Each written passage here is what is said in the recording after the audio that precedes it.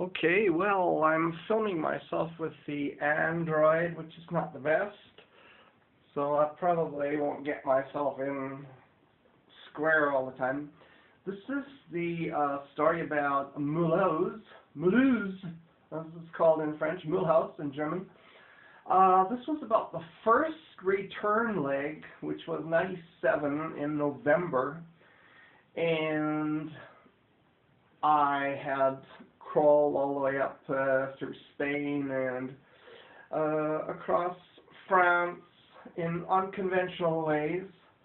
There was, for example, a bus, like a regional bus, which was boarding, what is the name of it, somewhere in the south, Avignon.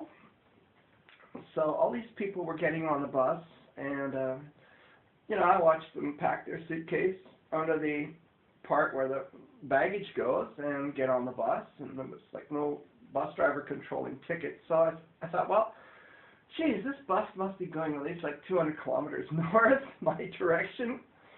So I shoved my bike underneath there, and I got on board, and like 5 minutes later, the bus driver arrived, closed the door, said hello to everyone in French, and drove off.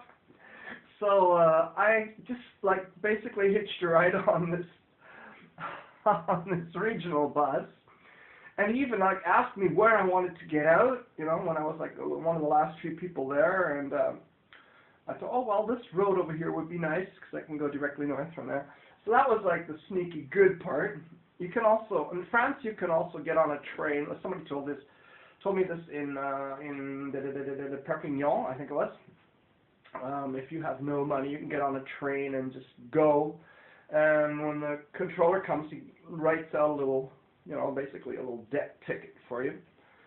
I did that a few times, but it's kind of embarrassing because everyone stares at you, when you don't have any money, and you're like, ah! But it is a way to get going when the weather is really awful and, the terrain is maybe hilly, so you don't really feel like going with the bike. However, this is MULHOUSE was another one of those times when the Atlantic just tried to kill me, basically, because it started snowing again. It was around 0 degrees. And I arrived there and it was getting dark already. Not a clue where to go, where to find a shelter. So the thing you do, you go to a police station, right? Normally you do in Spain anyway. And went there and asked for assistance, and they don't even open the door properly. They kind of, stick their finger out through the door. And this guy wrote well, first of all, he sent me off to someplace, and I tried to remember where it was. An hour driving through the city. I couldn't find it, and it was just sweet snowing all the time. I was really getting cold, and my fingers were half frozen, so I could hardly steer the bike. So the only thing I could do is go back to this police station again. Oh, so I'm at the door, going, s'il vous plaît, can you help me? I need to get into a shelter. I'll probably freeze tonight.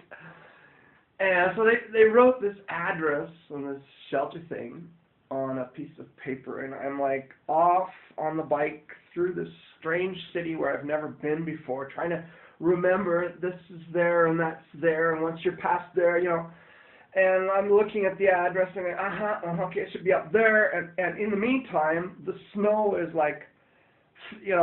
it's wetting the ink, and the ink is melting on the paper. I mean, no, this can't be happening. Smart idea though, because in MULHOUSE you have all these little pizza mofa things, with a little pizza pack on the back, and these guys usually know where everything is. So I stopped one of these guys, and I said, and I need this place. And he said, oh, it's just up there and to the right, And I said, oh, great, because that's almost about as far as I'm going to make it tonight. And so I arrive at this, so this is kind of like maybe, I don't know, not a high-rise, but, fairly high apartment block. And there was first of all, I asked, is this SOS Jeunes, was the name of it?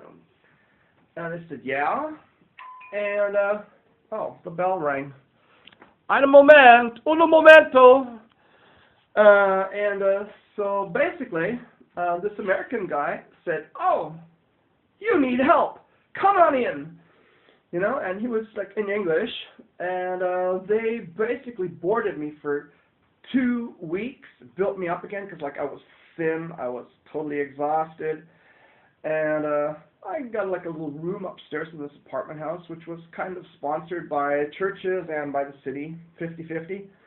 And you know, I built myself up there again. It was like square meals a day, and that's how I got through MULHOUSE, thanks to SOS les Jeunes.